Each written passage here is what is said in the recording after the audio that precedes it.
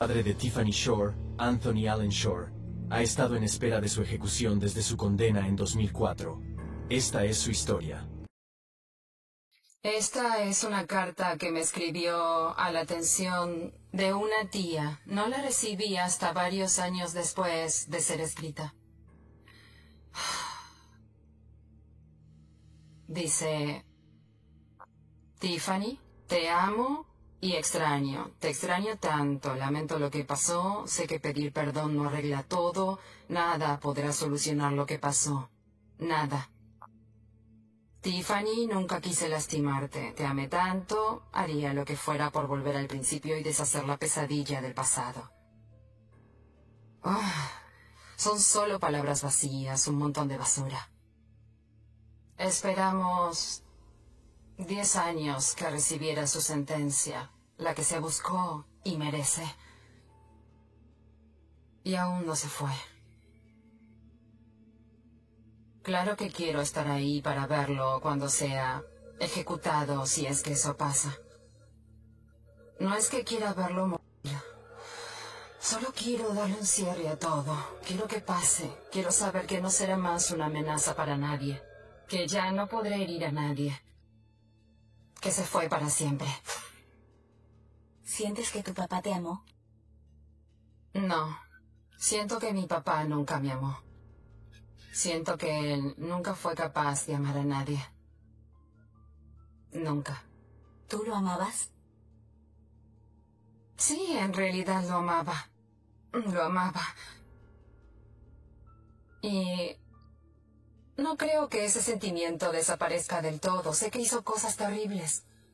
Y él está donde se merece. Pero no dejas de amar a alguien. Pasé 12 años de mi vida con esta persona y muchos de ellos fueron malos, pero también hubo buenos momentos. Íbamos a la feria renacentista, o construíamos castillos de arena, o hacíamos arte. Hacíamos cosas divertidas. Era encantador, era atractivo, era divertido, era inteligente, era talentoso. Era todas esas cosas. Y en ese momento, cuando era una niña, admiraba mucho a mi papá.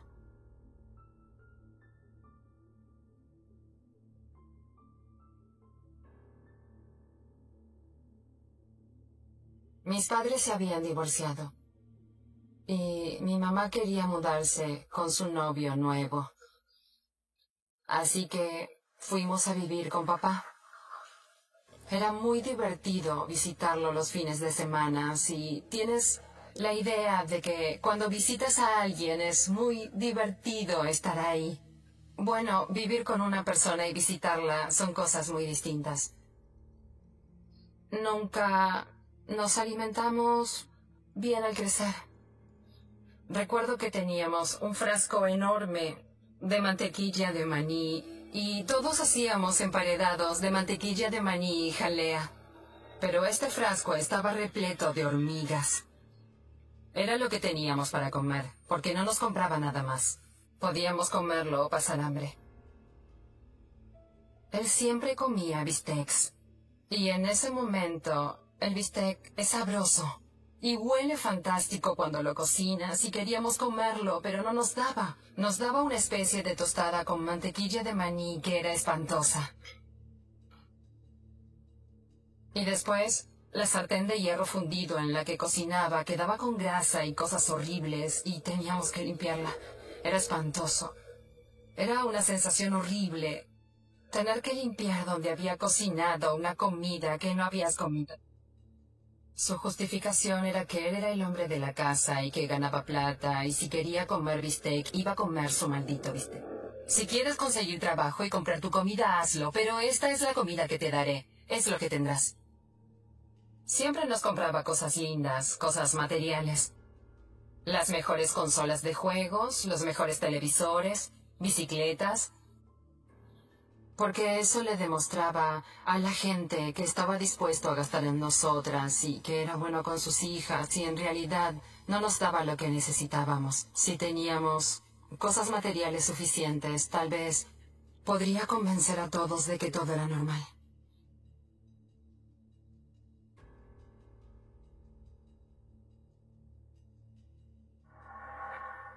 Después de mudarme con mi papá, el primer año pensaba que él era fantástico, que nadie tenía un papá tan buena persona como el mío. Alrededor de los 9 o 10 años empecé a fumar cigarros.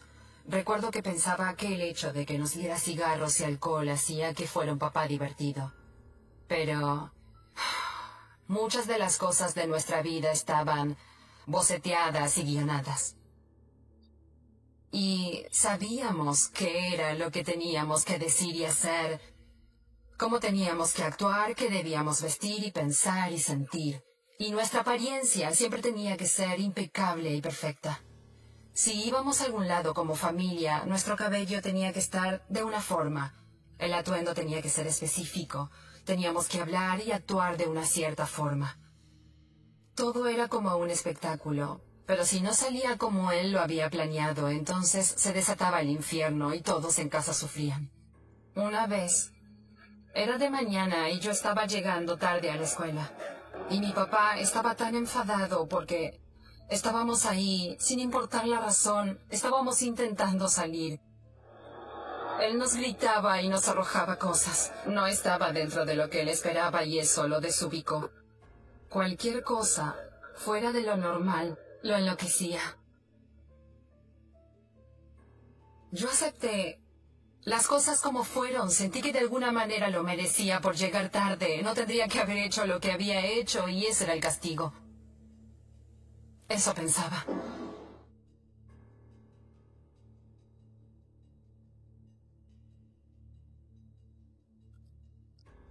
Después de vivir con mi papá, se volvió obvio que no le gustaba que nadie cuestionara su autoridad o cómo hacía las cosas. Lo tenías que aceptar o él te atacaría físicamente, sin dudarlo un momento.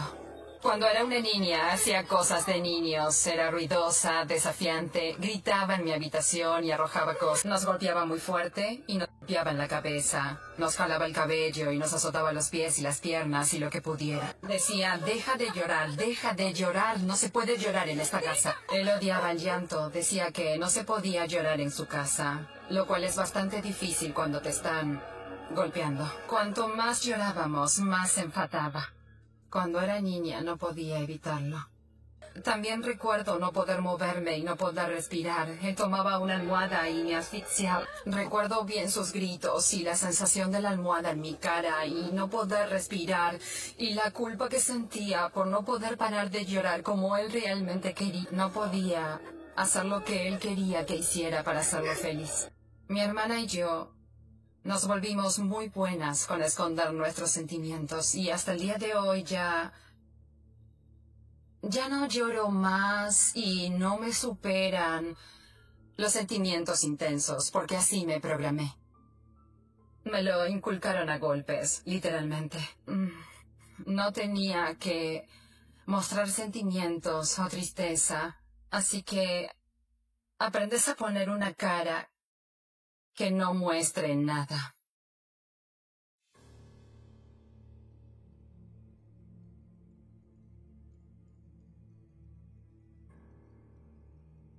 Con mi hermana éramos inseparables de niñas, éramos muy cercanas. Nos cuidábamos entre nosotras, nos ocupábamos, trabajábamos como un equipo. Nos asegurábamos de no meternos en problemas, porque él era muy violento. Solo que ella estuviera ahí me ayudaba, y no quería dejarla sola, y ella no quería dejarme sola, a mí tampoco. Violento. Solo que ella estuviera ahí me ayudaba, y no quería dejarla sola, y ella no quería dejarme sola, a mí tampoco. Pero cuanto más vivíamos con él, más miedo teníamos.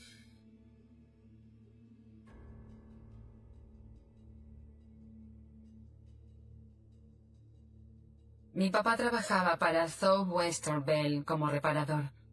Creo que hacía reparaciones en casas, reparaciones de líneas telefónicas. Iba a trabajar muy temprano en la mañana, aún era de noche. Algunos días llegaba a casa muy tarde, como a las 9, 10 u 11 de la noche. Ahí yo pensaba que había tenido un día largo de trabajo y que había hecho cosas, pero en retrospectiva, ¿quién trabaja tantas horas como reparador telefónico? No es realista.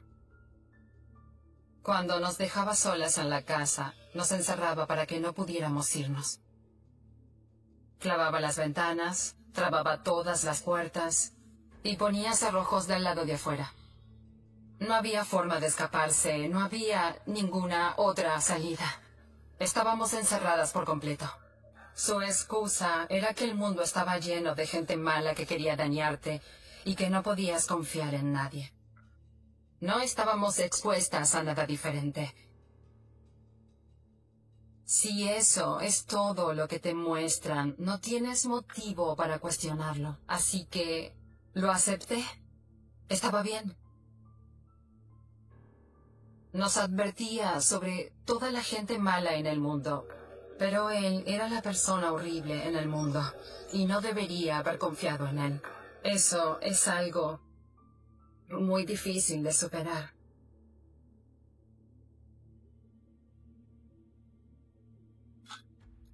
Nos encantaba que nuestras amigas se quedaran a dormir y creo que disfrutaban quedarse a dormir, porque cuando no se comportaba como un monstruo, él era divertido. Se sentaba y hacía de cuenta que estaba en un concierto de rock o algo así.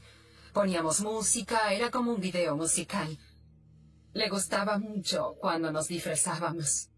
Le gustaba que nos pusiéramos atuendos muy sugestivos, tops cortos, que mostraban la panza, las piernas descubiertas, pantaloncillos como los de Daisy Duke y vestidos que fueran muy pequeños, diminutos.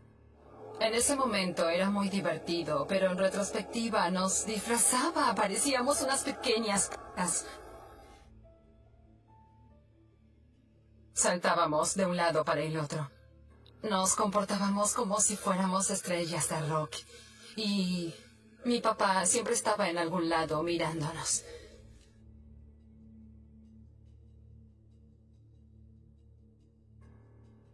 Mi papá siempre nos hacía chocolate caliente. Nos sentábamos en la sala de estar y nos lo traía antes de ir a la cama a dormir. Mi hermana siempre decía, no tomes el chocolate caliente, sabe raro. Y era verdad, lo recuerdo, pero yo no pensaba en nada, pensaba que era una marca de chocolate mala y barata. Lo tomábamos y al poco tiempo nosotras nos cansábamos y luego nos dormíamos. Y de repente era de mañana. No te cuestionas el hecho de que no recuerdas nada de la noche anterior, solo supones que estuviste durmiendo todo el tiempo. Siento que alguien vino y borró una gran porción de mi memoria porque ese es el propósito de esas drogas, no recordar lo que pasó.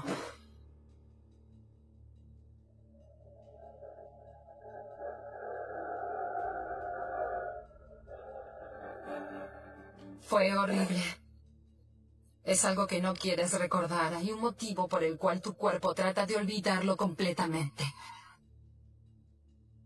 Dada la naturaleza del hecho de que nos drogaba muy seguido, no recuerdas bien qué pasó exactamente. Pero solo recuerdas pequeñas cosas, porque es todo lo que recuerdo. Partes pequeñas de cosas que pasaron. Y es difícil a veces hacer que eso tenga sentido. Perdía y recordaba la conciencia. Pero recuerdo que estaba toda desnuda y que él me hacía cosas. Recuerdo despertar y que eso estuviera pasando y hacía de cuenta que dormía porque si se daba cuenta de que estaba despierta, pasaría algo malo. Tal vez si no sabía que yo sabía lo que pasaba, estaría más segura y no me vería como si fuera una amenaza para él. Y yo no sabía qué hacer, porque él era más grande y fuerte que nosotras, y era mi papá. Entonces, yo fingía estar dormida. No quería contarle a nadie porque me daba vergüenza. Con desesperación quería que no fuera cierto. Así que intentaba no pensar en eso.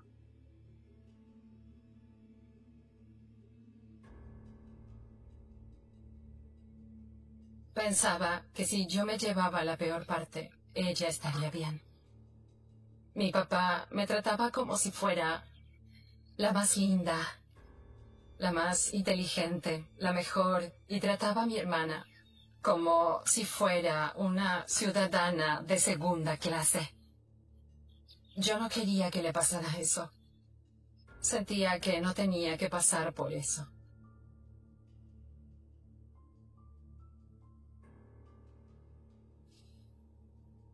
Solo puedo imaginar cuántas veces pasó y no recuerdo qué pasara.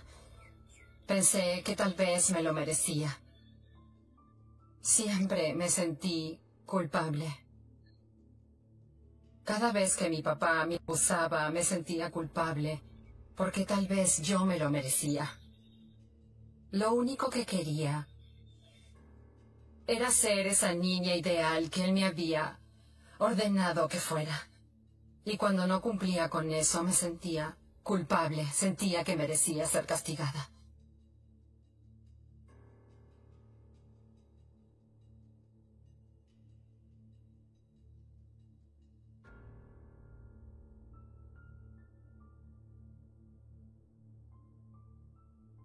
Nuestras maestras habían visto moretones en mi hermana y en mí. Y también estaba el hecho de que nunca llevábamos comida en la escuela y les preocupaba nuestro bienestar. Y contactaron al Servicio de Protección Infantil. Mi papá nos dijo que vendrían. Y la historia que él nos hizo creer sobre lo que es ser llevado por ellos es aterradora. Eran unas personas malvadas que intentaban destruir familias y quitarte del lado de tus padres y darte un hogar adoptivo donde la gente era horrible y malvada contigo. Y nos separarían a mi hermana y a mí y nunca más nos veríamos. Ella era mi fortaleza. Era todo lo que teníamos la una a la otra. No quería estar sola en el mundo. Y nos dijo qué decir. Si les preguntan esto, digan esto. Entonces practicamos nuestra historia, lo que teníamos que decir. Mi papá puso un guiso en la cocina para que la casa oliera muy bien y fuera muy agradable. Entonces nos vestimos muy bien, estábamos sonrientes y éramos felices. Y visto desde afuera, creo que era fácil decir que era un hogar muy sano. Y él fue el que más habló. Lamento que haya tenido que venir cuando está claro que todo está perfecto en la casa. Era un gran actor. Le dije a la señorita lo que mi papá me había dicho que dijera, que todo estaba bien en la casa, que comíamos bien y que nos quería y que se ocupaba de nosotras. Fue muy guionado. Hicimos una gran actuación para demostrar que todo estaba fantástico en casa. Bueno. Y no había motivos para que investigaran más allá de lo que vieron. Y nunca pasó nada. Nos dejaron viviendo con esa persona porque era una persona buena por fuera. Empecé a perder las esperanzas. Pensé que nunca podríamos salir de esa situación, que nunca mejoraría, que seguiría todo igual.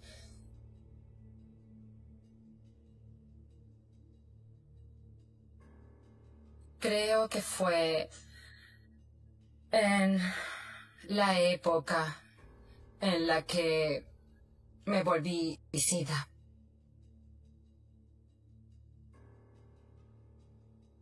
Yo ya no quería vivir más porque no me sentía cuidada. No me sentía querida por nadie.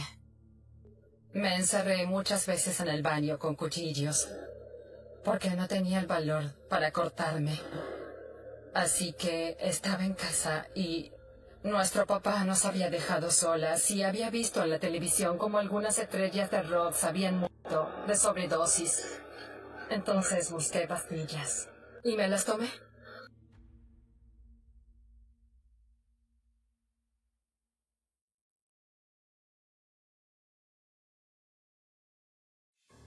Mi papá intentó motivarme, me dijo que no tenía que sentirme deprimida y que nunca más hiciera algo así. Creo que más devastador que el sentimiento de llegar a ese punto fue darme cuenta de que yo no le importaba. Parecía no importarle en absoluto que hubiera intentado matarme. Y recuerdo decirle a mi hermana, ¿para qué vale la pena vivir si a tu propio papá no le importa si vives o mueres? Ella no quería que muriera. Quería que estuviera con ella. No quería estar con él.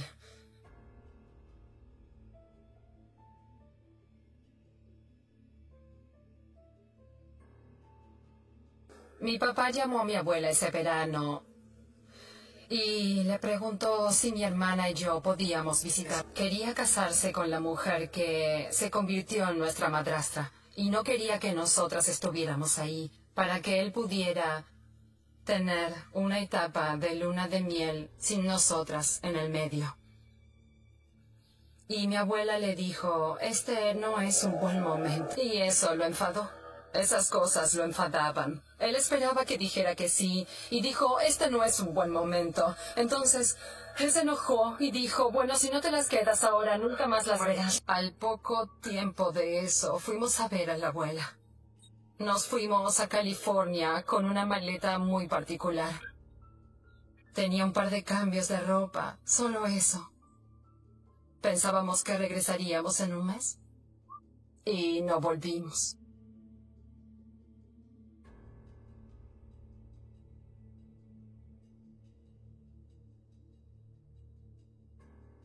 Mi tía había estado hablando con mi papá para que mi hermana viviera con ella durante un semestre escolar, porque a Amber le había ido muy mal en la escuela y yo tenía miedo de estar sola con él. No sabía cómo ser fuerte sin su ayuda. Ya no tendría a esa persona extra en mi vida, con la cual contar en los días muy malos. Tenía mucho miedo de que me matara si estábamos solos. Eso era aterrador. Tenía mucho pánico. Rompí a llorar y le dije todo.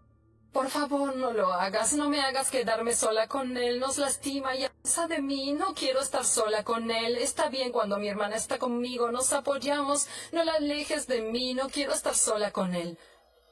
Tenía miedo de que no me creyera porque era su hermana. Me prometió hacer todo lo que pudiera para evitar esa situación. Ahí fue cuando mi tía se contactó con mi abuela y mi abuela habló con mi hermana y mi hermana se animó a decirle todo lo que había pasado.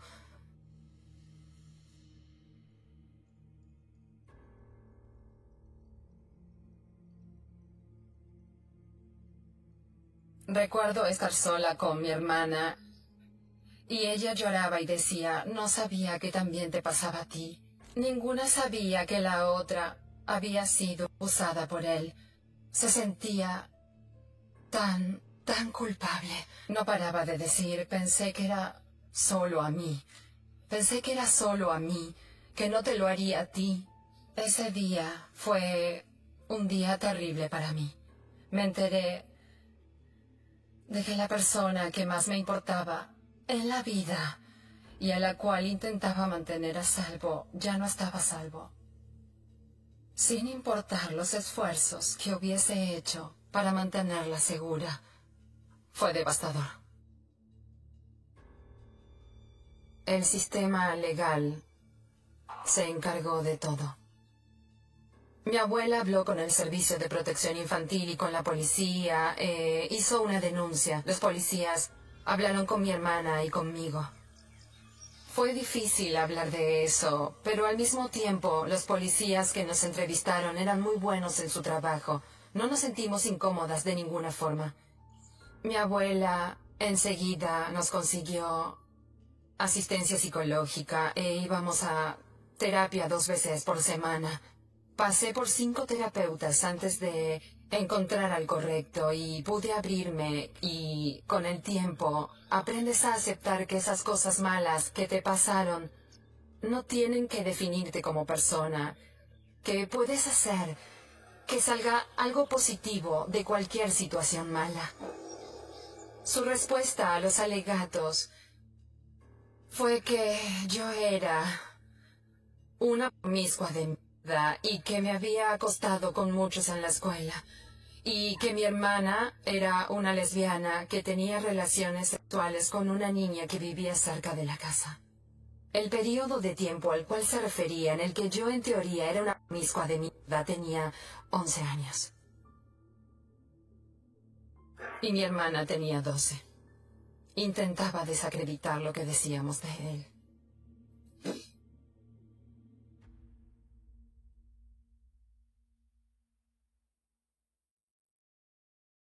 En verdad, no pasó mucho tiempo en prisión, tal vez unas semanas o meses. Nosotras vivíamos con miedo, temíamos que apareciera en la puerta y tomara represalias. Nunca más volvimos a tener contacto con él. Nos aterraba que se vengara.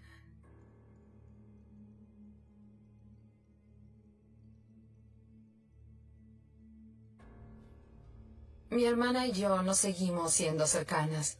Ella se escapó de casa cuando yo tenía 15. Dijo que no le gustaba estar rodeada de paredes. No quería vivir con mi abuela porque ella tenía reglas.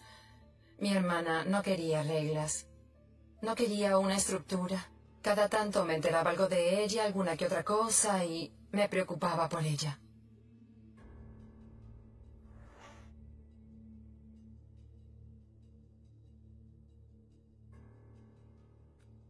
No había tenido mucho contacto con mi hermana. Recibí una llamada de ella.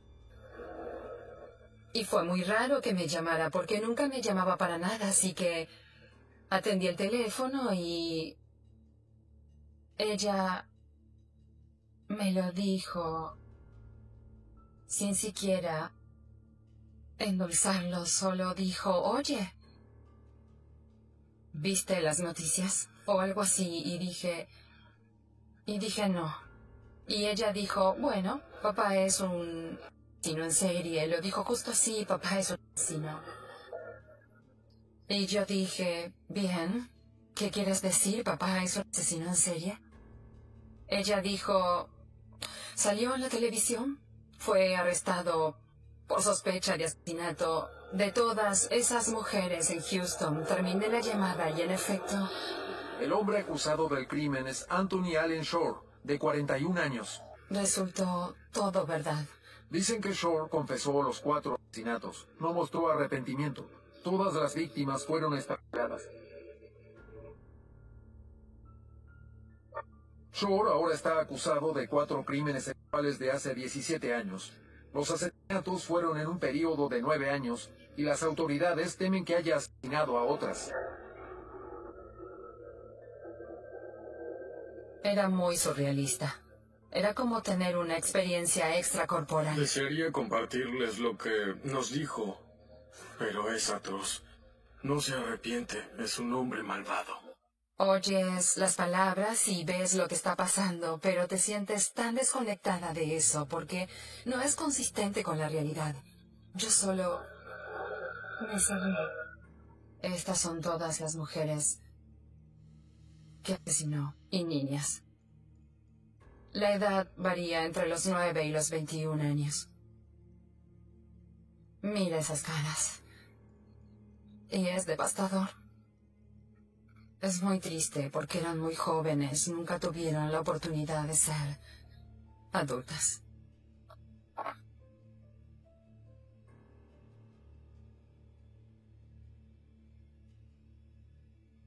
Podríamos haber sido nosotras mismas, mi hermana y yo, sin duda. Todas tenían cabello y ojos oscuros y rasgos jóvenes. Todos los asesinatos fueron en el periodo en el que vivimos con él. Intentaba encontrar niñas que se parecieran a nosotras porque quería... No sé, eso es algo que me pasó por la mente. Y en ese caso, ¿cuánto nos querían matar? ¿Cuánto tiempo hubiera pasado antes de que hubiera volado a mí o a mi hermana? Es horrible pensarlo. ¿Habría pasado un mes? ¿Un año? ¿Hubiera llegado a ser adulta? Es aterrador. Agradezco estar viva porque podríamos haber sido nosotras. E intento recordar eso cada vez que me siento mal, porque lo que verdaderamente siento es que nunca se puede superar algo terrible como es.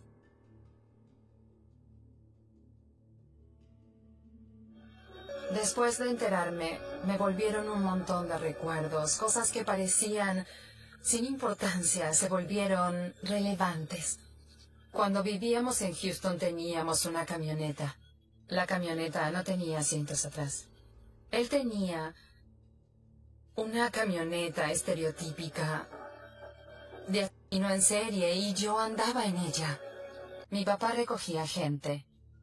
Y a mí me parecía muy raro que mi papá recogiera extraños en la carretera y que los dejara viajar con nosotros. ¿Quién sabe? Solo puedo llegarme a imaginar lo que hacía. Había muchos indicios de que algo no estaba bien. Y nadie hizo nada al respecto. Había convencido a todos de que él era una persona fantástica e increíble. Los vecinos decían, era un tipo agradable, no lo imaginé.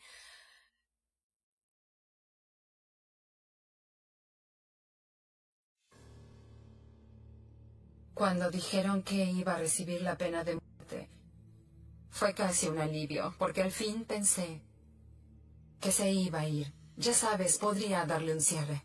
No tendríamos que preocuparnos más por qué haría después, o si heriría a alguien más, o manipularía a otra persona.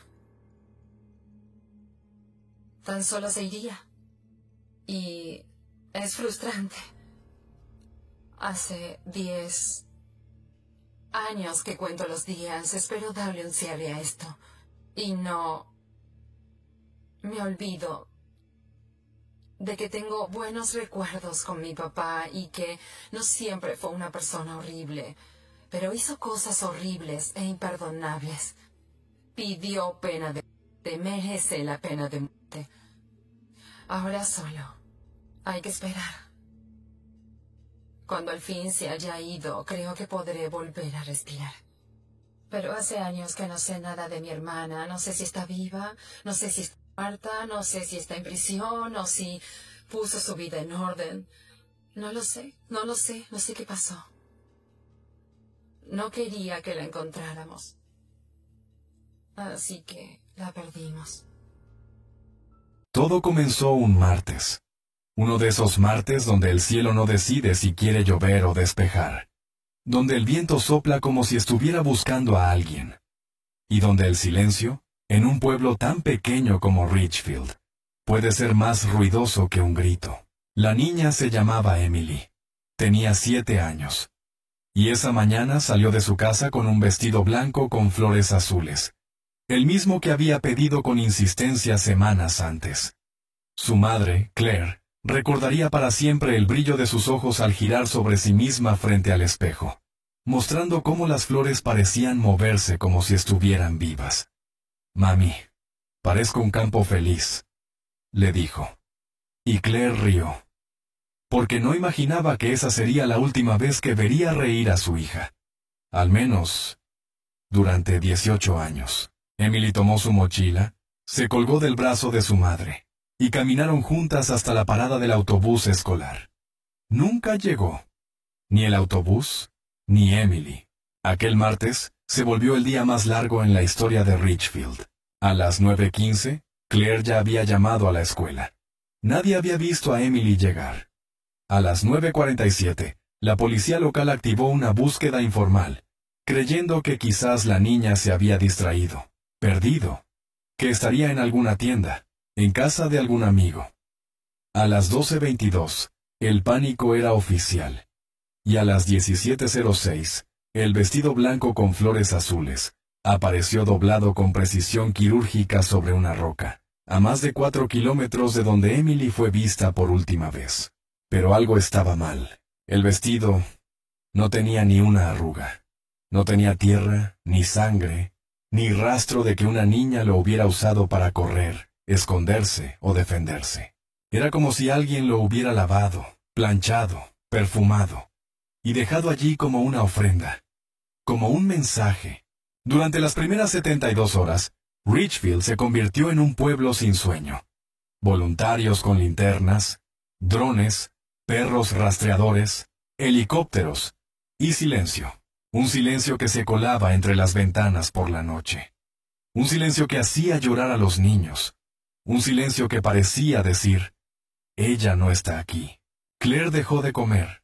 El padre, Thomas, se hundió en una especie de trance funcional. Organizaba, imprimía carteles, hablaba con los medios, pero en la mirada tenía algo muerto.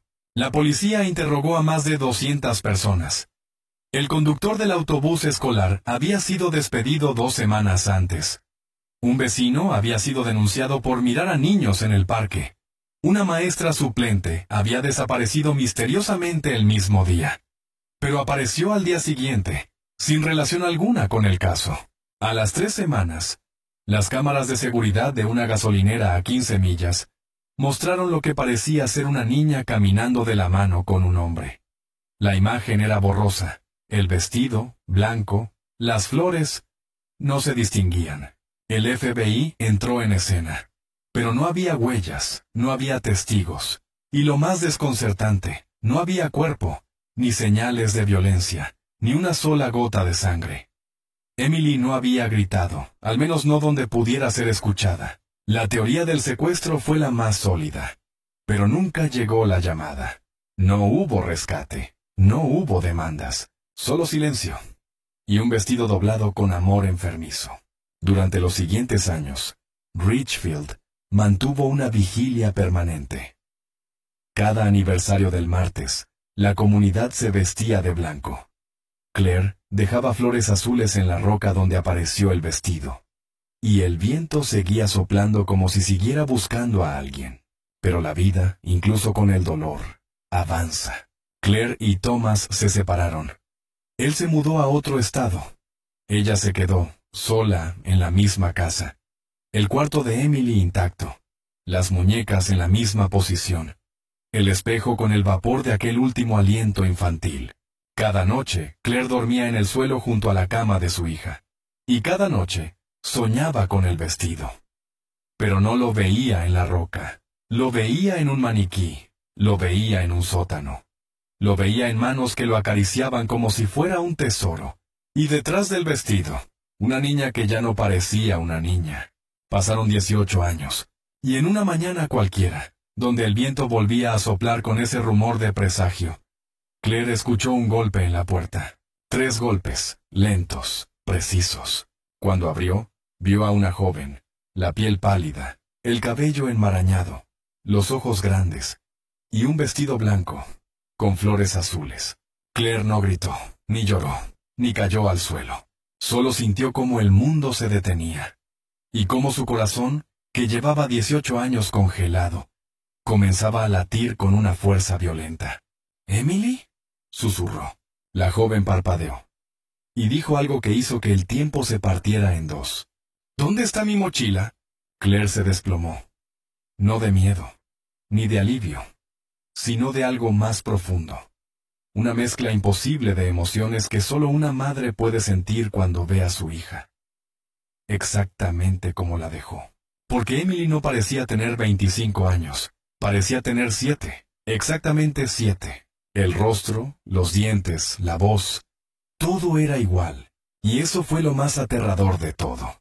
La policía llegó en minutos, los medios en horas, y los científicos en días. Emily fue llevada a un hospital. No tenía signos de desnutrición, no tenía cicatrices, ni huellas de abusos, ni señales de haber envejecido. Era como si hubiera sido conservada, o congelada, o detenida en el tiempo. Claire se negó a dejarla sola. Le hablaba como si todo fuera normal. Le preparó cereal. Le buscó su mochila en el altillo. Y Emily sentada en el mismo sitio que 18 años atrás, volvió a girar sobre sí misma con el vestido. «Parezco un campo feliz», dijo. La misma frase, la misma risa, la misma niña. El FBI no sabía qué decir. El hospital no sabía cómo explicar. Y Richfield temblaba. La noticia se volvió viral. La niña que volvió 18 años después. Con el mismo vestido. El misterio de Emily. Abducción, experimento, milagro. Sin rastro de envejecimiento. La ciencia en jaque. Y mientras tanto, Claire solo pensaba en una cosa. ¿Dónde estuvo su hija durante todo ese tiempo? Emily no decía nada. Respondía con frases simples. Parecía confundida, pero no asustada. Solo repetía una y otra vez: «Estuve en casa, siempre estuve en casa». Y señalaba, no la casa de Claire, sino la casa del número 17. La casa abandonada. La que nadie había querido comprar. La que, según las leyendas del pueblo, estaba maldita. Nadie vivía allí desde hacía más de 20 años. Excepto, quizás, algo que no era completamente humano. La policía entró. Con órdenes judiciales, con forenses, con cámaras. Y en el sótano encontraron algo. No un cuerpo, ni sangre, ni cadenas. Encontraron una habitación. Pequeña. Demasiado limpia. Con una sola cama, un espejo, una silla, y en la pared, dibujada con crayones azules, la silueta de una niña, bailando entre flores, y justo encima, con letra infantil, una frase: «Aquí es primavera todos los días». Y entonces, un detalle aún más perturbador. En una esquina del suelo, oculta bajo una losa suelta, una cámara, y dentro de ella, más de 600 horas de grabaciones. Emily bailando. Emily durmiendo. Emily girando con su vestido. Emily igual. Siempre igual. 18 años, grabados, documentados. Pero Emily nunca crecía. Nunca cambiaba. Nunca preguntaba por su madre. Solo sonreía y decía: «Estoy bien. Aquí es primavera todos los días». El caso, desde entonces, se volvió un enigma global. Los archivos fueron sellados. Los psiquiatras debatían si Emily era realmente Emily. Los científicos tomaban muestras de ADN, y Claire solo abrazaba a su hija. Aunque por dentro, una pregunta no la dejaba dormir. ¿Y si esa niña no era su hija? ¿Y si eso que volvió solo usaba el rostro de Emily? Porque hay regresos que no son bendición. Hay regresos que son advertencia. Y aquella niña, con el mismo vestido de flores azules, no había vuelto igual. Esa noche, Claire no durmió. Tampoco Emily, pero por razones muy distintas. Claire la observaba en silencio, sentada en la mecedora junto a la puerta entreabierta de la habitación, sin despegar la vista del cuerpo diminuto que respiraba con un ritmo sereno y perfecto. Como si nada hubiera cambiado desde el día en que desapareció. Pero para Claire, todo había cambiado. Y algo dentro de ella, muy en el fondo, empezaba a sentir que esa niña no le devolvía la mirada. No completamente. Emily, en cambio, parecía flotar en una burbuja de inocencia absoluta. Jugaba con las muñecas que había dejado hace 18 años. Cantaba las mismas canciones. Y hablaba sola, como si siguiera en una conversación suspendida. A veces, en la madrugada, Claire se despertaba sobresaltada al oír a su hija murmurando algo en voz baja. Canciones, números, frases como «otra vez» o «hoy es lunes de pétalos». Y siempre con esa voz tranquila, demasiado tranquila. Al día siguiente, el FBI citó a Claire para una reunión privada. No era en la comisaría local. Era en una instalación móvil, una especie de centro provisional que habían montado cerca del bosque, cerca del lugar donde el vestido había aparecido años atrás. Claire entró y notó que algo había cambiado.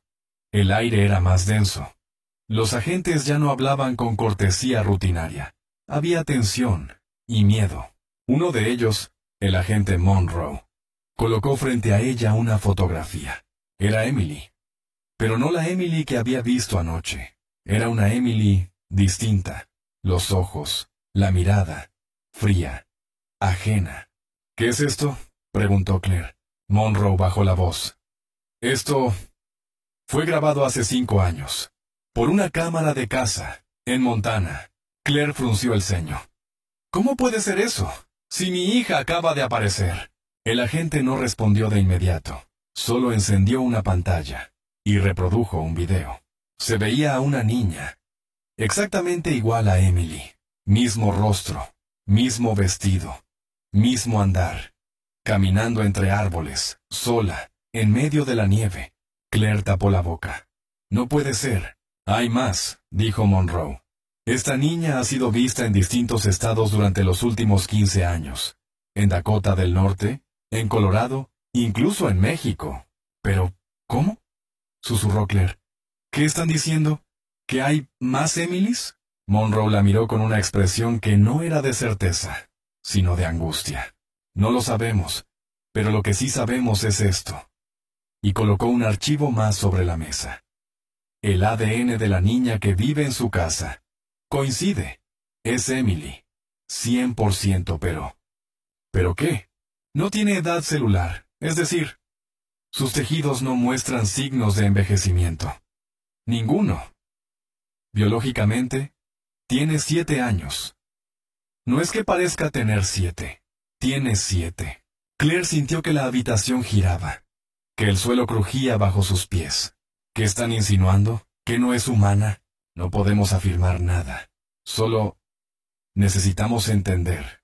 Usted vivió con ella. Usted es su madre. ¿Ha notado algo extraño? Claire cerró los ojos.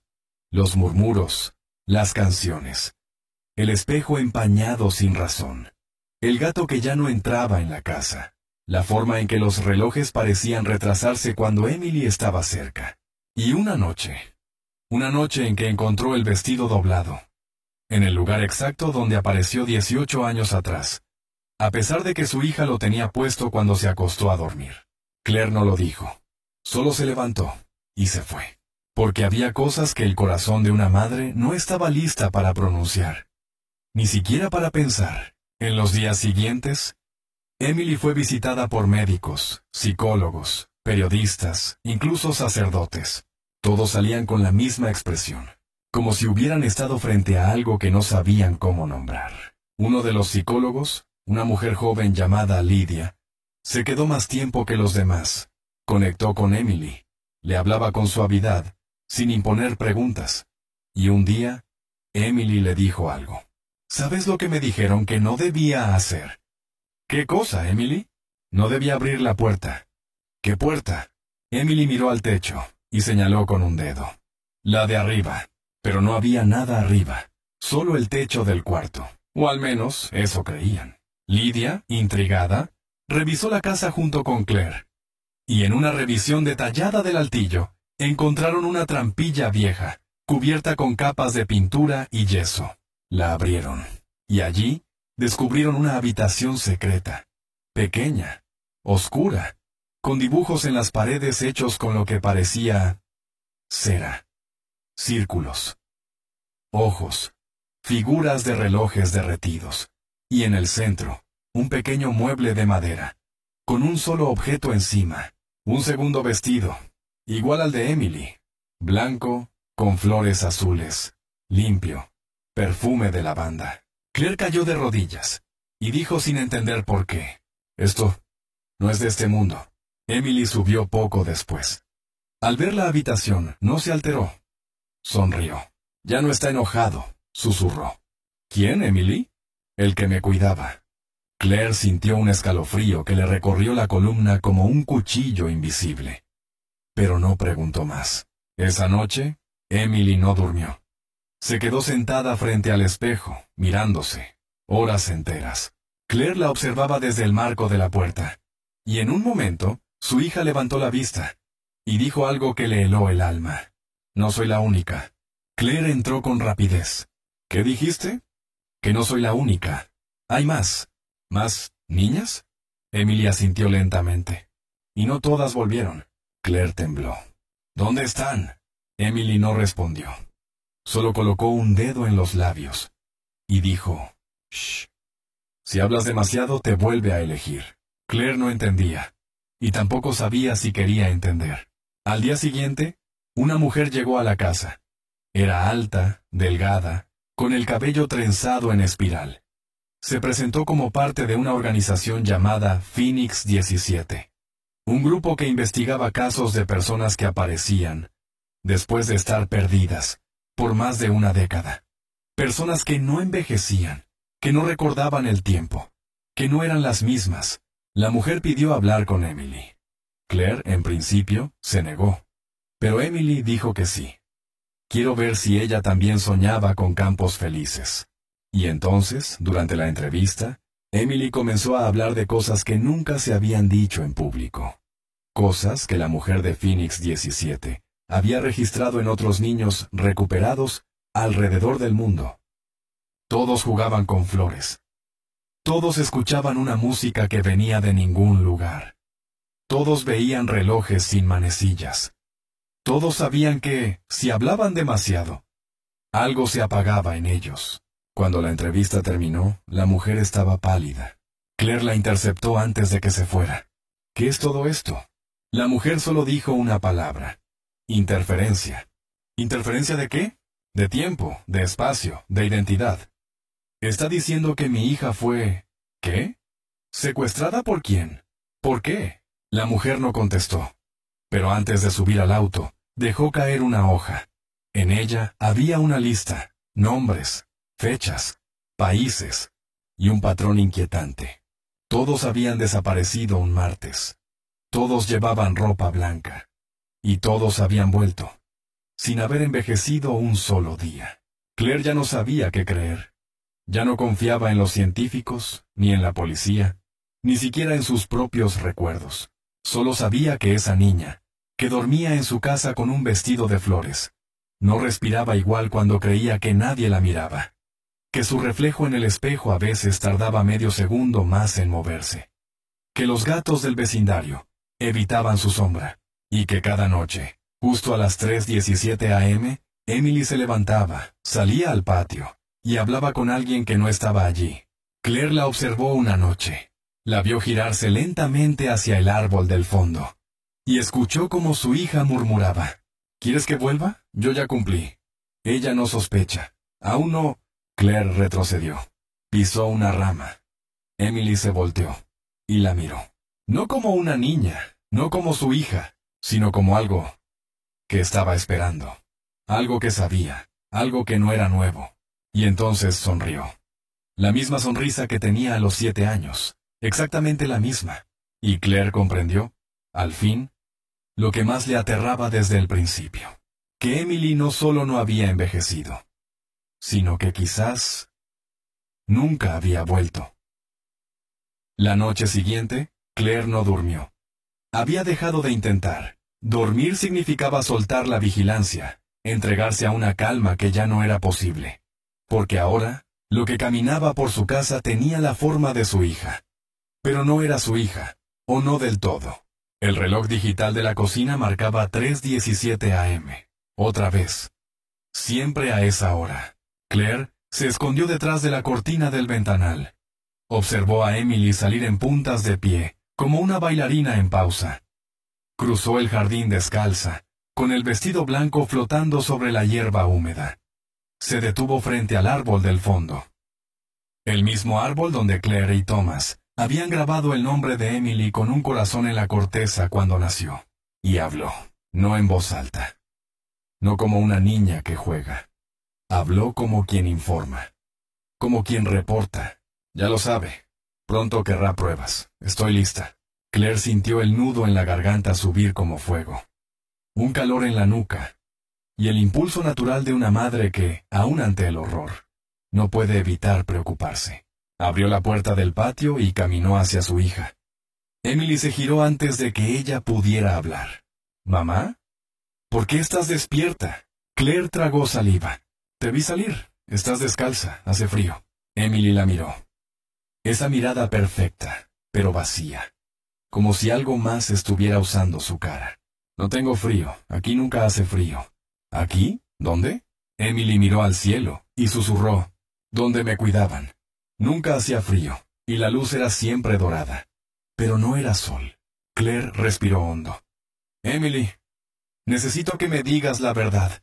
Y entonces, por primera vez desde su regreso, Emily pareció dudar, como si una grieta se abriera dentro de ese rostro inmutable. Como si algo, muy adentro, todavía fuera humano. ¿Tú qué? Yo me acuerdo de ti. Claire la abrazó con fuerza, pero el cuerpo de su hija estaba tenso, inmóvil, como si el gesto no fuera conocido.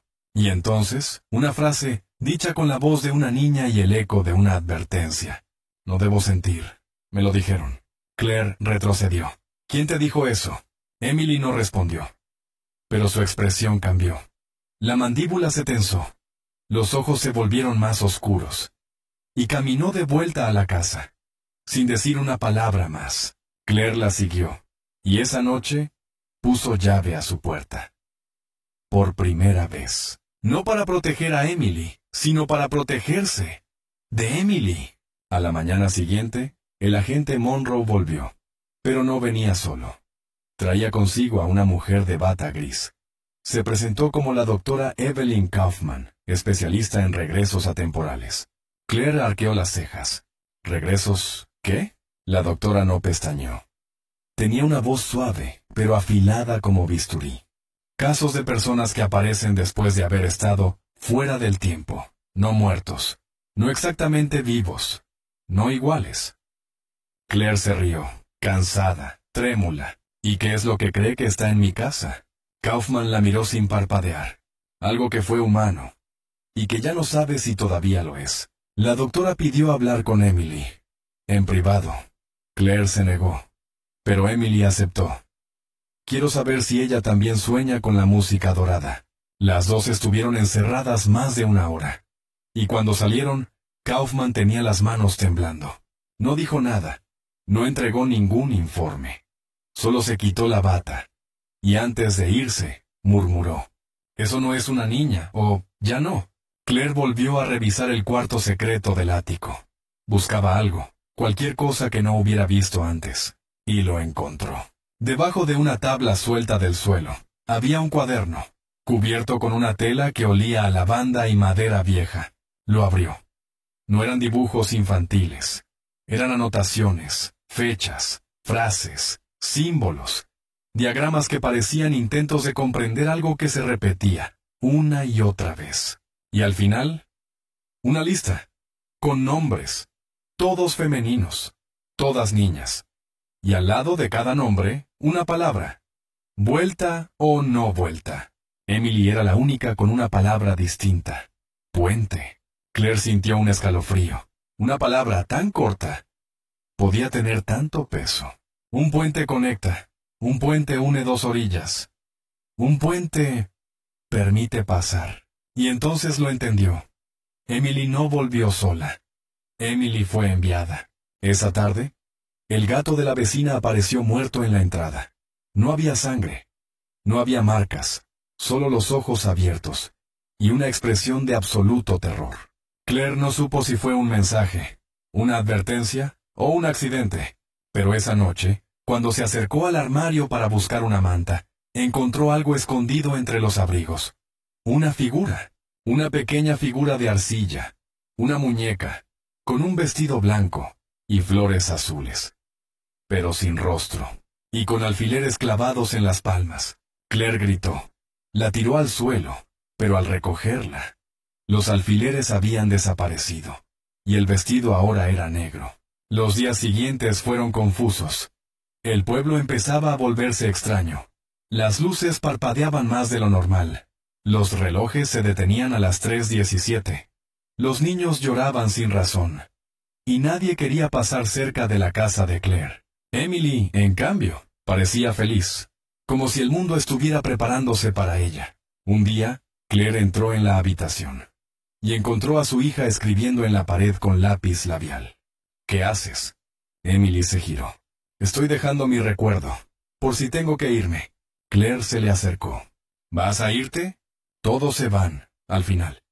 Pero yo tengo que dejar la puerta abierta para el siguiente. ¿El siguiente qué? Emily se quedó en silencio. Y luego, Dijo una frase que Claire no entendería. Hasta más tarde. El vestido no es mío, solo me lo prestaron. Claire retrocedió. Sintió las piernas flojas, el corazón como un tambor roto. ¿Qué? ¿Quieres decir? Pero Emily ya no estaba interesada en hablar. Solo cantaba. Una melodía que no era de este mundo. Una canción sin idioma, pero con poder. Esa noche, Claire tomó una decisión. Esperó a que Emily durmiera. Entró en su habitación. Tomó el vestido del respaldo de la silla y lo llevó al jardín. Allí, lo quemó. Las llamas ardieron.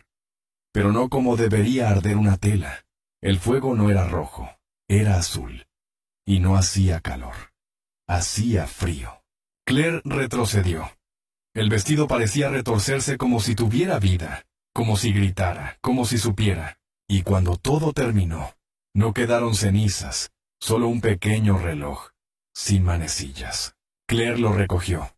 Y al tocarlo, escuchó algo. Una voz. La voz de Emily. No la que tenía ahora, sino la real. La de 7 años. «Mamá, ¿me estás buscando?» Claire cayó de rodillas. Gritó. Gritó como una madre que acaba de perder por segunda vez a su hija. Pero esta vez, el dolor era peor. Porque ya no era solo pérdida. Era traición. Era el terror de haber abrazado a algo que usaba la piel de su hija. Como disfraz. Y entonces lo supo. Lo que había en su casa. No era Emily. Era una puerta, una grieta, una abertura. Y Claire. Ya estaba del otro lado. Al amanecer, Claire se despertó en el césped húmedo, con el reloj sin manecillas aún apretado en su mano. No recordaba haberse dormido, ni haber llorado tanto. Pero sus mejillas estaban secas, como si el llanto hubiera salido de otra persona, como si ya no fuera completamente ella. Al volver a la casa, el silencio era más espeso, más artificial, como si no viniera de la ausencia, sino de algo que imitaba el silencio humano. Emily estaba sentada a la mesa del comedor, con una taza de leche intacta frente a ella. Llevaba puesto el vestido, el mismo, el que Claire había quemado. Cada flor, cada costura, igual. Ni una ceniza en el aire. Como si la noche anterior hubiera sido un sueño.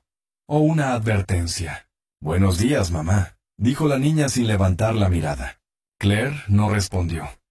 Se sentó frente a ella, y la observó como si la viera por primera vez.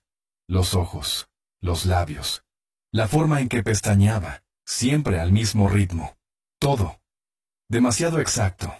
«¿Dónde conseguiste ese vestido?» Emily sonrió. «Lo encontré en el closet. Siempre estuvo ahí». Claire tragó saliva. Quiso gritar. Pero algo dentro de ella le decía que el grito no serviría de nada. No frente a eso. Porque si algo había aprendido en esas semanas, era que Emily, o lo que quedaba de ella, respondía solo lo que debía, y jamás lo que realmente importaba. Esa tarde, Claire visitó la biblioteca del condado. Buscó periódicos antiguos, archivos de desapariciones, historias similares, y encontró algo. Un artículo de 1962. Una niña de 7 años, desaparecida en un pueblo a 400 kilómetros. Reapareció 5 años después, con el mismo vestido que llevaba el día de su desaparición. No había envejecido. Decía cosas sin sentido. Mencionaba música sin origen. Dibujaba flores azules en todas partes. Y a los 3 días, murió. Causa: falla cardíaca súbita. El cuerpo, al ser examinado, presentaba órganos completamente nuevos, como si no fueran suyos. Y el dato más inquietante, en la autopsia, no encontraron corazón, solo un reloj sin manecillas, metido dentro del tórax. Claire cerró el libro de golpe. Sentía las piernas temblar. Quería correr, salir del pueblo, de la casa, de su propia vida, pero no podía dejar a Emily. Oh, aquello que decía ser Emily. La doctora Kaufman regresó. Esta vez no vestía bata, vestía de negro, venía sola. Claire no la había llamado, pero no preguntó cómo supo. Nada de lo que ocurría seguía las reglas normales. Kaufman se sentó en el sofá, abrió una pequeña libreta, y dijo sin rodeos: el patrón se repite. Lo que tienes en tu casa no es un caso único, es un ciclo. Claire apretó los puños. ¿Un ciclo de qué? ¿De intercambio? ¿Intercambio con quién? No sabemos, solo que no es humano. Y no es de aquí. Claire cerró los ojos. ¿Y Emily? ¿Dónde está mi hija? Kaufman dudó, y entonces dijo, tal vez donde tú estás ahora. Claire la miró confundida. Y la doctora explicó, cuando estos seres regresan, no lo hacen solos. Traen algo. Cambian algo. A veces, cambian incluso el espacio. O el tiempo. Las personas a su alrededor empiezan a desconectarse, a olvidarse, a desaparecer. No físicamente, al principio, sino poco a poco. Como si se borraran. Como si la realidad comenzara a deshilacharse. Claire sintió un escalofrío. ¿Está diciendo que yo no estoy en el mundo real? Estoy diciendo que quizás estás en otro mundo. Uno construido por ella, o por lo que sea que la trajo de vuelta. Esa noche, Claire comenzó a hacer pruebas. Dejó objetos fuera de lugar. Cerró puertas. Escondió cuchillos. Anotó la hora exacta en que se iba a dormir. Y al despertar, todo había sido corregido. Las puertas abiertas. Los objetos en su sitio. Los cuchillos otra vez en el cajón. Y el reloj congelado en 3:17 AM. Pero lo más perturbador, en su brazo, había un dibujo hecho con marcador rojo. Un reloj sin manecillas. Y la palabra siguiente. Al día siguiente, Claire buscó al agente Monroe. Exigió ayuda. Le contó todo. El vestido que volvió, el reloj, las pruebas que se deshacían, la habitación del ático, la figura sin rostro. Todo. Monroe la escuchó en silencio, y al final le dijo, escúcheme bien, lo que voy a decirle no puedo repetirlo, ni escribirlo. Pero no es la única. Hay otras familias, otras madres, otras niñas, y en todos los casos, lo mismo. Ellas regresan, pero nunca regresan solas. Claire lo miró, descompuesta. ¿Y qué hacen? ¿Cómo las detienen? Monroe bajó la mirada. A veces no pueden, a veces hay que tomar decisiones duras. Antes de que el ciclo se complete, Claire lo entendió, y sintió náuseas. ¿Está diciendo que debo matarla? Monroe no respondió. Solo le entregó un frasco, un líquido incoloro, y dijo, solo si ve que empieza a repetir frases, si empieza a dibujar flores en los espejos, si escucha pasos detrás de las paredes, si ve sombras en los reflejos, que no están en la habitación, eso significa que el ciclo entró en la etapa final. Claire lo tomó, pero por dentro, seguía esperando un milagro, que Emily fuera realmente su hija, que todo esto fuera un error, una pesadilla. Pero esa esperanza se rompió esa misma noche. Claire se levantó al baño. Eran las 3:17, por supuesto. Y en el espejo, empañado por el vapor, estaba escrito con un dedo. Ella ya no está, solo quedo yo. Claire gritó. Corrió al cuarto de Emily. Pero la cama estaba vacía. Y en la pared, dibujado con crayones azules, un campo de flores, con una niña de espaldas. Y un agujero negro en el centro del pecho. El corazón arrancado, el reloj en su lugar. Claire cayó al suelo. Y entendió. Emily nunca volvió. Lo que regresó era una envoltura, una interfaz, un conducto. Y esa cosa ahora estaba suelta. En el mundo, en su casa, dentro de ella. Porque Claire también había empezado a olvidar cosas, nombres, fechas. Su propio reflejo a veces no coincidía con sus gestos. Y en el fondo, en lo más profundo de su mente, una voz comenzaba a hablarle. No con palabras, con impulsos, con imágenes. Una flor, una niña, un reloj y una puerta que se abría, siempre hacia adentro. Y Claire supo que ya no había vuelta atrás. Que el ciclo no solo había comenzado, sino que ella era ahora parte de él. Y que, quizás, ella sería la próxima en volver. Con el mismo vestido, y con un nuevo nombre grabado en su piel.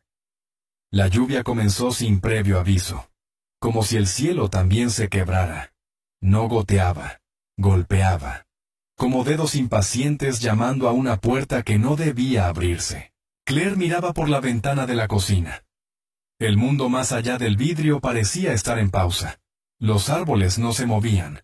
Los autos estaban inmóviles. Hasta los pájaros habían desaparecido. Emily estaba en el sofá, con los pies colgando, balanceándose al ritmo de una canción que solo ella escuchaba. ¿Qué cantas?, preguntó Claire sin girarse. Emily no respondió. Solo siguió murmurando. Un idioma que no era inglés, ni ningún idioma humano. Y Claire lo supo porque, al escucharlo, su cuerpo no reaccionaba como debía. No entendía las palabras, pero su piel se erizaba. Su estómago se contraía, y sus ojos querían cerrarse solos, como si supieran que verla demasiado tiempo era peligroso. «¡Emily!», insistió. La niña giró el rostro lentamente. Y por una fracción de segundo, una diminuta grieta en el instante, Claire lo vio. El parpadeo desfasado, el tic en la comisura de la boca, la sombra que no encajaba del todo con su silueta. «¿Quieres que te enseñe mi cuarto secreto?», dijo Emily con voz suave. Claire se tensó. «¿Cuál cuarto?». «El verdadero, el que no está en esta casa, el que está debajo de la casa». Claire tragó saliva. «¿Qué hay ahí?». Emily sonrió. «Donde me despertaron por primera vez». Claire la siguió. Contra toda lógica, contra todo instinto, como si algo en su interior, ya contaminado, ya roto, supiera que no tenía otra opción. Emily caminó hacia el sótano. Una puerta que Claire juraría que no existía la semana anterior. Una manija oxidada. Una cerradura que no era visible, pero que se abrió sola, al contacto con los dedos de la niña. Descendieron, y a medida que bajaban, la temperatura no bajaba como uno esperaría. Subía. Un calor que no venía de fuego, sino de una presencia. Un calor que no reconfortaba, que aplastaba. Al fondo, había un corredor. Y al final, una sala. No una habitación de este mundo. Las paredes no tenían ángulos, no eran rectas. El suelo no hacía ruido. Y no había fuente de luz. Pero todo era visible. En el centro, un altar. Pequeño. Con una flor azul, idéntica a las del vestido, flotando sobre una piedra negra. Y alrededor, muñecas sin rostro. Vestidas igual. De pie, como esperando su turno. Emily se acercó al altar. «Aquí me enseñaron a no tener miedo». «¿Quién?», preguntó Claire, la voz apenas un hilo. «Los que están del otro lado». «¿Qué lado?». Emily levantó la mirada. «El que siempre ha estado dentro de ti. Solo tenías que recordar». Claire dio un paso atrás. Sintió que algo en su mente crujía, como una grieta en el cristal de su cordura. «¿Por qué estás aquí? ¿Por qué volviste?». Emily se giró.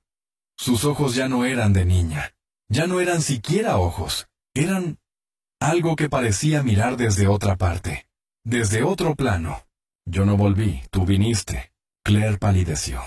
«No, eso no es cierto». «¿Mamá? ¿Recuerdas esa noche en que me buscaste por todo el bosque?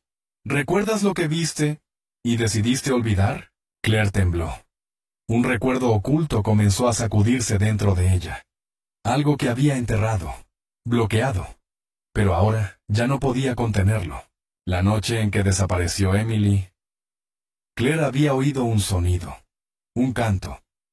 Y había seguido ese canto, sola, adentrándose en la maleza. Y allí, en un claro que parecía respirar, la había visto.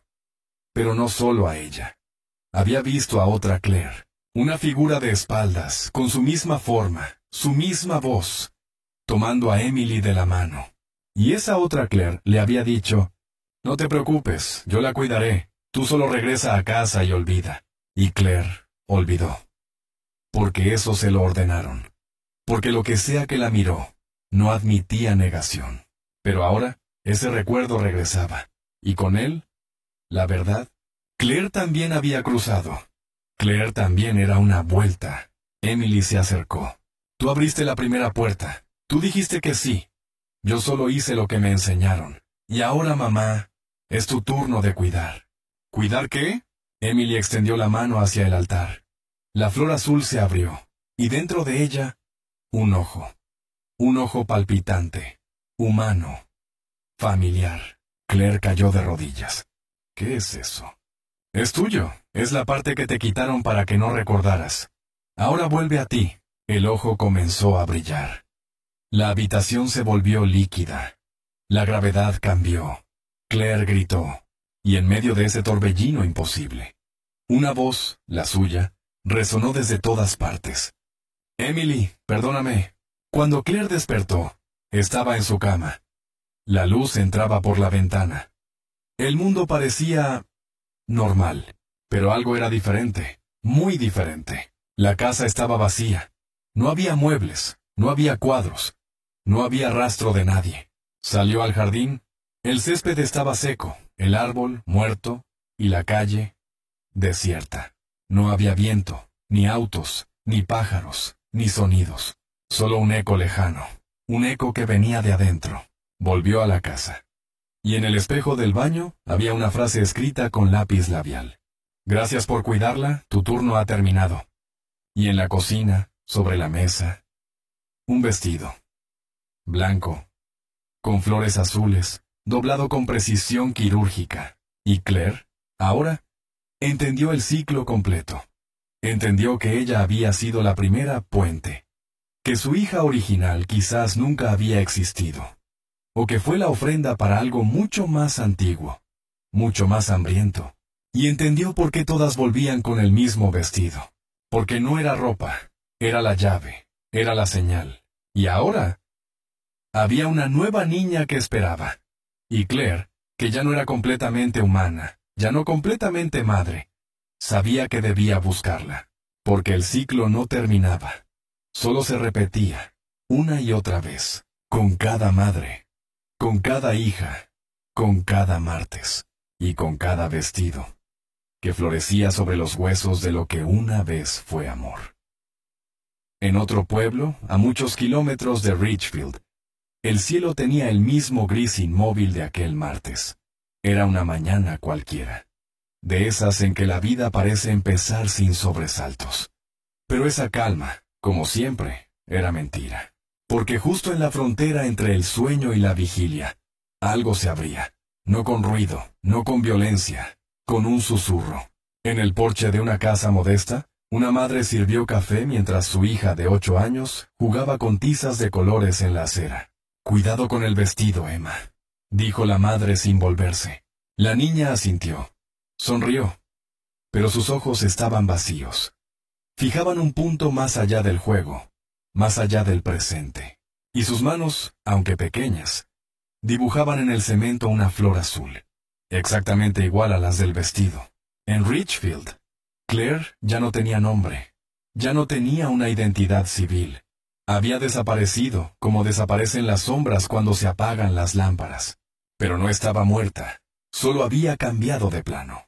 La última vez que fue vista por alguien conocido, caminaba descalza por la carretera secundaria, con el vestido blanco doblado bajo el brazo, y una sonrisa que no era del todo humana. Lo que nadie supo fue que Claire, ahora vacía de todo lo que la hacía Claire, ya no buscaba respuestas. Ahora ella hacía las preguntas. La primera vez que se presentó frente a otra madre, nadie la reconoció. Tenía la voz suave, el gesto bondadoso y los ojos, que parecían saber demasiado. Solo hacía una pregunta. ¿Alguna vez has sentido que tu hija no es completamente tuya?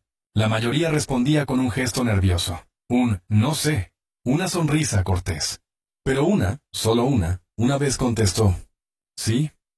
Desde la noche que regresó del campamento, ya no come igual, no duerme, no sueña.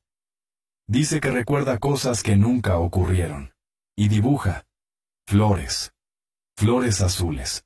Claire asentía, y extendía la mano, en ella siempre el mismo regalo, el vestido. Mientras tanto, el agente Monroe estaba desaparecido. Había dejado su placa, su arma, y un sobre cerrado en su escritorio. Dentro del sobre, un expediente. Con más de 40 casos documentados. Niños que desaparecían, que volvían sin haber cambiado, con ropas idénticas. Y siempre, con el mismo patrón. Martes, ropa blanca, frase repetida, dibujos de flores, presencia de relojes sin manecillas. y al final del expediente, una nota escrita a mano. No los detengas, solo observa, porque si te acercas demasiado, te eligen. El FBI cerró el caso. Lo clasificaron como un fenómeno sin explicación, sin resolución y sin posibilidad de investigación futura. Pero los rumores no se apagaron, solo cambiaron de lugar. En una casa cualquiera, en un condado olvidado, una familia celebraba el cumpleaños de su hija menor. 8 años. Velas. Globos. La abuela le regaló un vestido. Blanco. Con flores azules. Era de tu madre cuando tenía tu edad, dijo con ternura. La niña lo sostuvo entre las manos, lo olió, y dijo, está contento. ¿Qué cosa, cielo? El vestido. Dice que por fin va a volver a casa. Nadie rió. Nadie entendió. Pero esa noche, el perro de la familia no quiso entrar a la habitación de la niña. Aulló durante horas, y en la mañana siguiente, estaba muerto en el porche, sin heridas, sin sangre, solo con los ojos abiertos, mirando el cielo. Mientras tanto, en algún lugar sin coordenadas, donde el tiempo no avanza en línea recta, Claire se sentaba en una habitación sin puertas. Allí, en una silla de madera torcida, escribía en un cuaderno de hojas grises. Sus palabras ya no eran suyas, eran dictadas, transmitidas, y entre líneas dejaba mensajes que ningún humano debía entender por completo. No es secuestro, es selección. Los vestidos no son prendas, son contenedores. Cada regreso no es un final, es un umbral. Las madres no pierden a sus hijas, se convierten en custodias. El reloj sin manecillas no marca el tiempo, marca la apertura. Claire lo sabía, porque ahora ella también daba la bienvenida. En otro país, en un hospital donde los doctores aún creen en la ciencia, una niña fue internada por fiebre inexplicable. No sudaba, no deliraba, solo repetía una frase. Estoy bien, aquí es primavera todos los días. Los análisis no revelaron nada, los signos vitales eran perfectos. Pero su sangre fluía en sentido contrario. Y entonces ocurrió algo más. Un periodista, investigando archivos antiguos de desapariciones, encontró una fotografía en blanco y negro. Año 1912. Un grupo de niños frente a una escuela rural. Todos mirando a la cámara. Excepto una niña, una sola. Estaba ligeramente borrosa. Pero aún podía verse su vestido. Blanco, con flores azules. El periodista, al compararla con una de las fotos modernas del caso de Emily, notó algo imposible. El rostro era idéntico. No parecido, idéntico. La mandó a un laboratorio. Los expertos en reconocimiento facial confirmaron lo que él no se atrevía a creer. 99 fue de coincidencia. Pero esa niña no tenía nombre, ni registro, ni acta. Solo la llamaban la muda, porque nunca dijo una palabra. Hasta que desapareció un martes por la tarde, en plena clase. Su pupitre quedó vacío, y sobre él, solo el vestido, doblado, perfume de lavanda, y en su lugar, un pequeño reloj, sin manecillas. La teoría oficial fue ridiculizada. Ciclos temporales, apariciones cruzadas, interferencias dimensionales. Todo sonaba como ciencia ficción. Pero entonces, un físico teórico, retirado y considerado excéntrico, publicó un artículo anónimo en la Deep Web. Allí afirmaba que ciertas frecuencias de pensamiento, cuando se combinaban con emociones extremas, como el amor materno o el miedo infantil, podían abrir fisuras microscópicas en el tejido espacio-temporal. Fisuras que no solo permitían el paso, sino el intercambio, y que las entidades al otro lado no eran necesariamente maliciosas, solo diferentes. Pero la advertencia final del artículo era clara. Ellos no buscan entrar, ellos buscan aprender, y lo hacen con forma de hija. Cuando te miren a los ojos y digan mamá, ya será demasiado tarde. En Richfield, la casa de Claire fue demolida por seguridad pública. Al excavar los cimientos, encontraron algo. Un pozo sin fondo aparente. Y dentro, miles de muñecas. Todas sin rostro. Todas vestidas de blanco. El sitio fue clausurado, los trabajadores silenciados. Pero uno de ellos, antes de dejar el pueblo. Contó algo en un bar. Dijo que vio algo moverse en la tierra, algo pequeño, que lo miró, y que murmuró con voz infantil: ¿Quieres jugar conmigo? Nunca volvió a hablar, ni a dormir, ni a mirar a un niño a los ojos. Y ahora, donde una vez hubo certezas, solo queda esta verdad deformada. Las niñas que vuelven no siempre son niñas. Los vestidos no siempre son ropa, y las madres, a veces no pierden a sus hijas. A veces se convierten en portales, y todo comienza con una flor, con una canción, con un reloj sin manecillas, y con una frase que nadie debería escuchar jamás. Estoy bien, aquí es primavera todos los días. Las calles del pueblo nuevo no tenían nombre, solo números. Y aún así, nadie los recordaba bien. A veces, en medio de la niebla espesa que se levantaba justo antes del amanecer, se veía la silueta de una niña cruzando entre los álamos. Caminaba descalza, sin dejar huellas, y quien lograba acercarse, siempre demasiado tarde, encontraba lo mismo sobre el camino: un pétalo azul, flotando en un charco de lluvia que no había caído.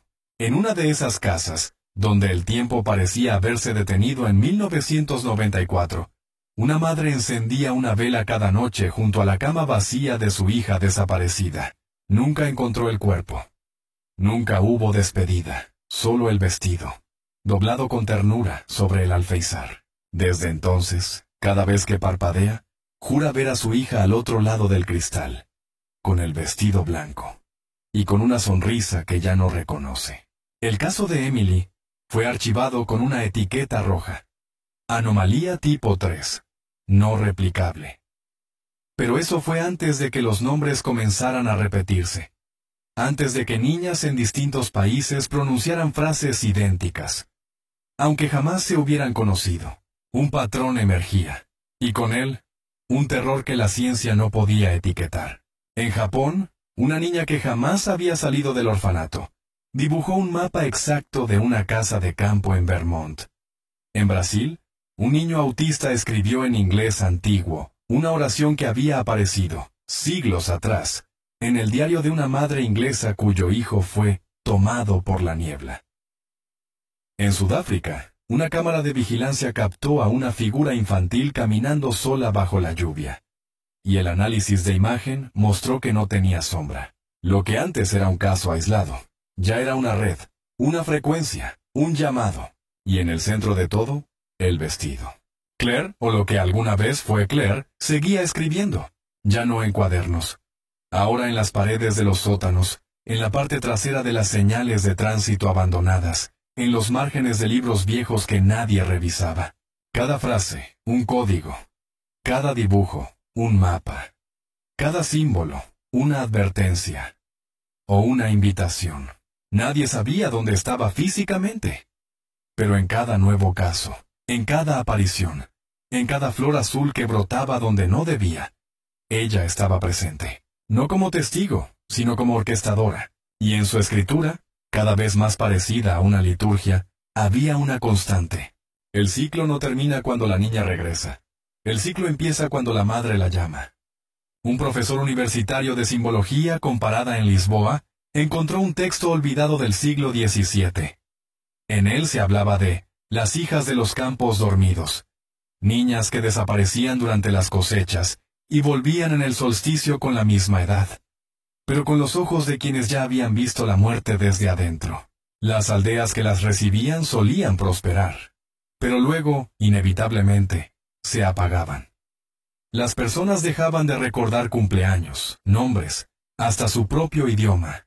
Se convertían en ecos, y antes de desvanecerse del todo, todos pronunciaban lo mismo. Aquí es primavera todos los días. En una escuela rural en Montana, una niña se desmayó sin causa aparente. Los paramédicos la reanimaron. Pero al abrir los ojos, no preguntó por su madre, ni por su maestra. Solo dijo: ¿ya floreció el campo? ¿Puedo volver a jugar? Cuando su madre la abrazó llorando, la niña no correspondió. Pero al tocar su brazo, la madre sintió un pinchazo.